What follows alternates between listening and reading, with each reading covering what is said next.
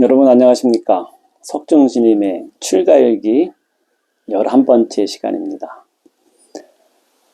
오늘은 스님들 예불에 대해서 말씀드릴까 합니다. 신도님들이 가끔 저한테 물어봅니다.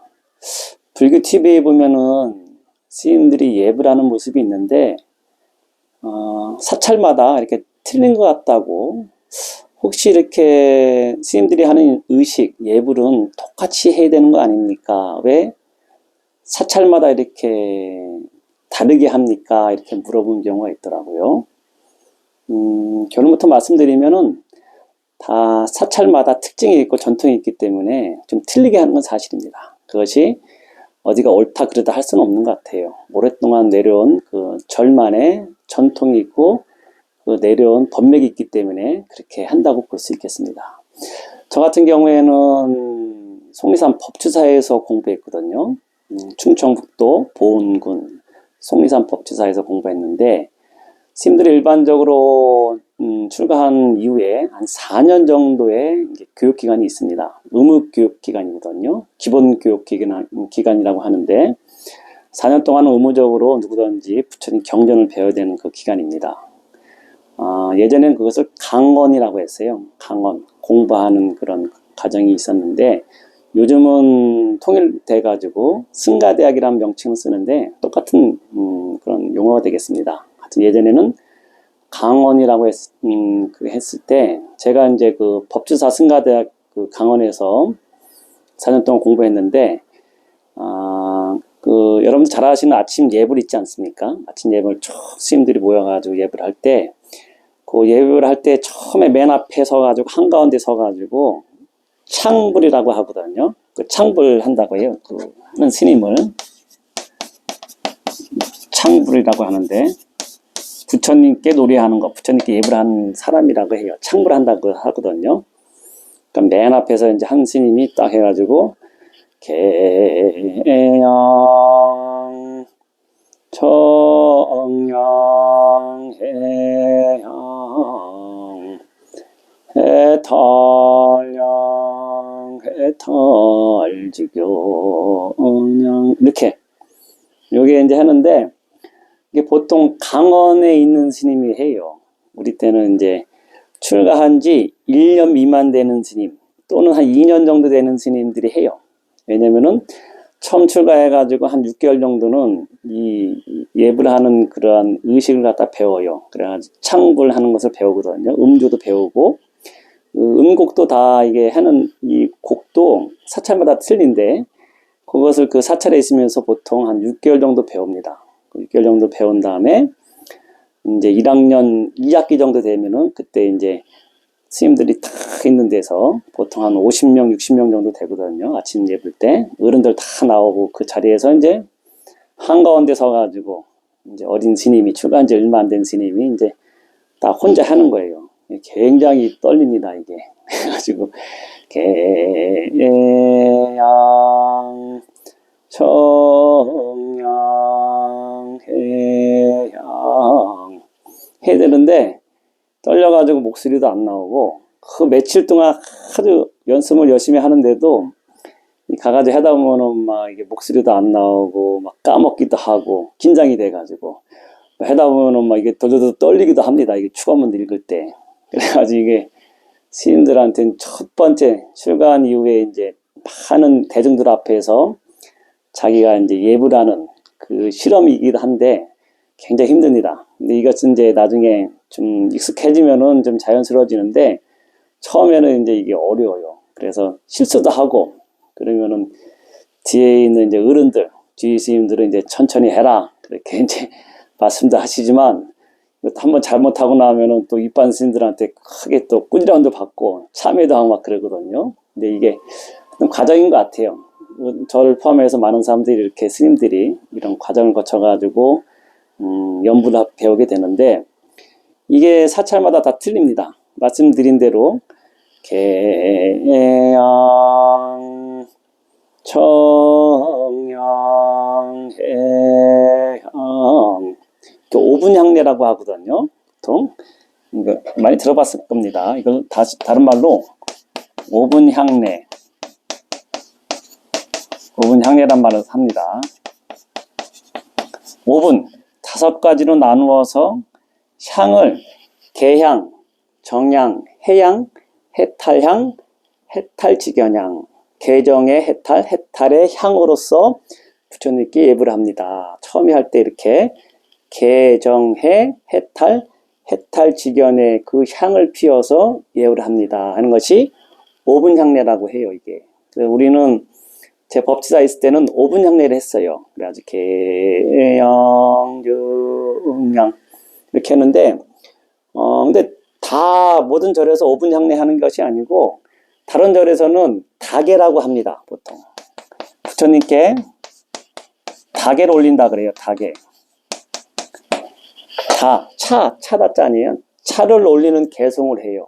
이게 대표적으로 순천 송광사 있지 않습니까? 전라남도 송광사는 다계를 하더라고요. 그래가지고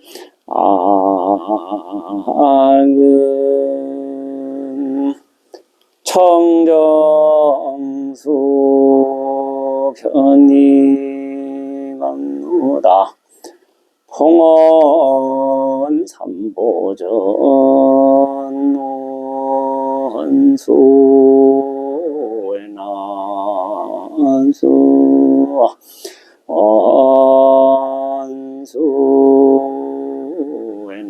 원수에난수 원수 차비나수 이런 식으로 이게 뭐냐면 다계 2가지로 보통 하거든요. 그래서 5분 향례, 개향, 정향, 해향으로 하는 5분 향례 하는 절도 있고 많은 절이 합니다. 해인사 같은 경우에도 5분 향례하고 그 다음에 송광사를 포함해서 또 많은 절들이 아금 청정수 내가 지금 청정한 물을 올리오니 부처님이 개송을 이 다계를 받아주십시오 하는 그것이 다계하거든요. 맨 처음에 부처님께 천수물을 올리면서 하는 그 개송을 하는 거거든요. 그래서 이와 같이 틀립니다. 절마다 다 특징이 있어요. 그리고 이 지신기명례 해가지고 칠정례라고 하거든요. 그러면 이제 아침에 5분 향례든지 다계가 이제 맨 앞에 나가서 혼자 창불하는 스님이 보통 1학년이든지 2학년 그 강원 스님이 하면은 하여튼 잘하든 못하든 이제 시작했으니까 가야 되는 겁니다. 그러면 이제 뭘 하다 보면 어떨 때는 이게 막 웃기는 경우도 있어가지고 예불 못할 정도로 목소리가 좀 특이하게 나오는 스님도 있고 또 음을 이탈해가지고 이것이 이제 해다가 아주 이상한 음이 나와가지고 웃기는 경우도 있고 아니면 해다 또 까먹는 경우도 있어요. 개양, 정양, 해양 해야 되는데 해탈 까먹어가지고 너무 긴장해가지고 그러면 이제 대중들이 알아서 이제 이렇게 순서대로 나가는데 하여튼 여러 가지 예불할 때 에피소드도 많은데 그건 다음에 한번 말씀드리고 이렇게 해가지고 칠정례를 이렇게 쭉 합니다. 칠정례도 다 절마다 틀려요. 그래가지고 지신기명례 그래가지고 삼계도사 이렇게 나가는 경우도 있고 두 음조씩 끊는 데 됐어요. 삼계도사 사생자보 지하본사 이게 뭐냐면은 절마다 내려온 전통에 의해 가지고 칠정례도 이렇게 다 이렇게 늘어지게 한 구절씩 하는 데도 있고 빠른 템포도 하는 데도 있다. 이것은 각 사찰마다 틀리다는 것을 말씀드리겠습니다. 이렇게 해가지고 또 이제 칠정례가 다 끝나면 아침 예불 같은 경우에는 축원을 합니다. 축원을. 그러면은 아까 맨 처음에 5분 향례든지 다계를 했던 스님이 또 축원을 하는 거예요. 아주 이게 진짜 힘듭니다. 그 어린 스님이 이제 스님들이 뒤에서 막 5, 60명, 70명, 많은 데는 100명도 있거든요. 행사 같은 경우는 100명. 그 당시에 우리 때는 비구니 스님 중에 제일 많은 데가 청도 운문사에는 300명의 스님들이 그때 있었어요. 저도 한번 가봤는데 어마어마합니다. 생각해 보십시오. 뒤에 다 어른들, 자기보다 다 어른들이 있는데 그 앞에서 이제 다 혼자 축원을 해야 되는 거예요. 이게 굉장히 떨립니다. 떨리는데 이걸 여튼 해내야 되는 겁니다. 이거 못하면 이제 큰일 나는 거기 때문에. 하여튼 한번 축원이든지 이 닭의 5분 향례하기 위해서 굳이 연습하는데도 힘들어요. 저도 처음에 할 때 많이 떨린 것 같아요. 어떻게 했는지도 기억도 안 날 정도로 떨리는데 그 축원도 절마다 틀리게 합니다. 우리 때는 법주사에 있을 때는 행선 축원이라 해가지고 나홍 스님께서 행선 축원, 축원문이 이제 두 가지 종류가 있는데 여러분도 많이 들어봤을 겁니다. 이렇게 해가지고 탁 이 축원문을 쫙 펴요. 핀 다음에 초석 향등 건물존기 선보임근서 국계안영병력소 천하 태평 법률 온전 하나세세 생생처 상어반야 울태전 여피본사용맹지 여피선마대각각 이런 식으로 하는 것이 행선축원, 행선, 선을 행하는 축원이라 해가지고 고려시대 때 나홍 스님이 지은 행선축원을 많이 합니다. 저도 법주사 있을 때는 행선축원을 이렇게 쭉 한 기억이 있어요. 이렇게 법사 같은 경우에는 행선축원을 하고 또 반대로 저기 해인사 같은 경우에는 해인사 포함해서 아마 송광사도 하는 것 같은데 이산해연선사 바람문 여러분들 많이 들어봤을 겁니다. 그 이산해연선사 바람문을 많이 합니다. 딱 해가지고 시방 삼세 부처님과 84,000 금보보와 보살성문 스님 내께 지성기 하옵나니 차비열신 널려오라 구보살표 주원서 저희들이 참된 성품 등지였고 무명수에 뛰어들어 이게 이산해연선사 바람문 그 칠정례 끝난 다음에 이제 이렇게 딱 축원문을 하는 거거든요. 이게 이제 절마다 틀리고 그것도 하는 사람이 이게 굉장히 힘든 건데 하여튼 이런 식으로 절마다 그 내용도 좀 틀리고 해는 방법도 다 틀리고 해는 곡조, 음성도 다 틀립니다. 기본적으로 우리 법주사는 저는 처음에 법주사에서 이렇게 배웠기 때문에 법주사 그 예불이 느린지 몰랐어요. 법주사는 굉장히 느립니다. 나중에 보니까 치신기명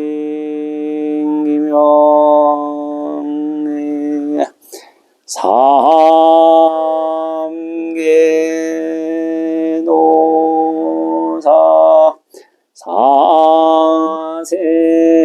사생여부 시방 그 다음에 초석 향등 엄불존기 삼보인금서 이게 법주사가 충청도에서 그런지 굉장히 느려요. 전 몰랐는데 나중에 어떻게 알았냐면은 해인사 스님들이 왔어요. 우리 때. 그 당시에는 강언을 갖다 옮길 수 있었어요. 어느 스님이 하엄경을 잘한다 그러면은 그 스님한테 와가지고 1년 배우고 가는 그런 게 있었거든요. 그럼 자유로웠어요, 좀. 그래가지고, 우리 때 이제 또 강백, 대강주 스님이 하엄경을 잘한다 그래가지고, 해인사 스님들이 많이 왔었어요. 그래서 해인사 스님들이 오면은, 해인사는 굉장히 빠르더라고요. 나중에 제가 해인사 살 때 보니까는, 이 스님들은 그 할 때, 우리는 배울 때, 개양증양 이렇게 하는데, 해인사는 이렇게 곡조를 못하게 해야 돼, 이게. 거긴 곡조를 못 놓고 그냥 평음을 해요. 개양, 개양, 정양, 해양, 해탈양, 해탈지견양, 강영운대, 주변법계, 공양시방, 무령, 불본승. 이게 해인사는 굉장히 음이 빨라요. 경상도에 있어서 그런지 하여튼 해인사는 아주 군대식이고 굉장히 빨라요. 그 다음에 이런 이산해연선사 바람문도 그렇지 지방 삼세 부처님과 84,000 금법보와 이렇게 안 하고 지방 삼세 부처님과 84,000 금법보와 보살 성문 스님 내께 지성기 하옵나니 자비하신 얼령으로 구보살표 주옵소서. 저희들이 참된 성품 등지였고 진짜 이럽니다. 해인사 가서 보면은 쭉 펴요. 또 이렇게 해가지고 아주 절도, 군대에서 말하는 군기 있듯이 승기, 아주 절도를 제일 중요하게 생각하는지 해인사 스님들이 거기서 그렇게 있다가 법주사 오면요, 이 스님들이 미칠라 그래. 아주 너무 늦으니까 적응을 못 해가지고 죽으려고 해요.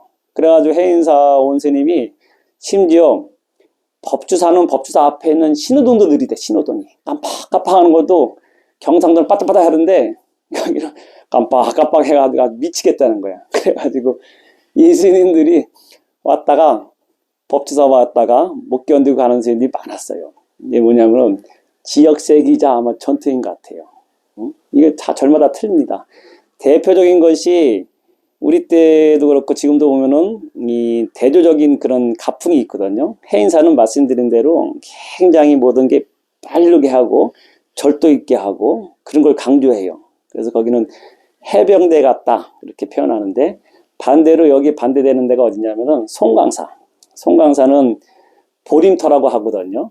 우리끼리 하는 얘기지만 그게 뭐 사실은 아니지만 우리 때는 뭐라고 얘기하냐면은 보조 진일 스님께서 깨친 이후에 송광사에 가가지고 보림 깨친 것을 갖다가 거기다 딱 안정하면서 깨친 세계를 갖다가 이렇게 휴식하듯이 거기서 편안하게 머무는 그런 도량이라 해가지고 송광사는 아주 차분합니다. 송광사는 가면은 해인사하고 틀리게 이 연물도 느리고 그 다음에 모든 게 스님들이 차분해. 그래가지고 사회에서 아무리 뭐 왈가닥 하던 스님들도 출가하면은 송광사 가면 아주 보살같이 이렇게 마음이 착 가라앉는다고 합니다.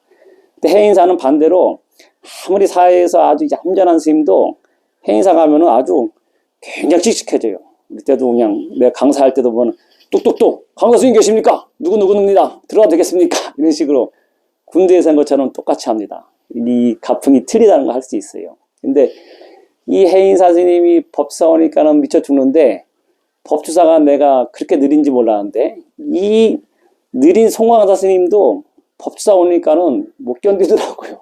그래서 내가 이 법주사가 아주 정말 느린 데구나. 이것은 뭐냐면은 지역성이 있는 것 같아요.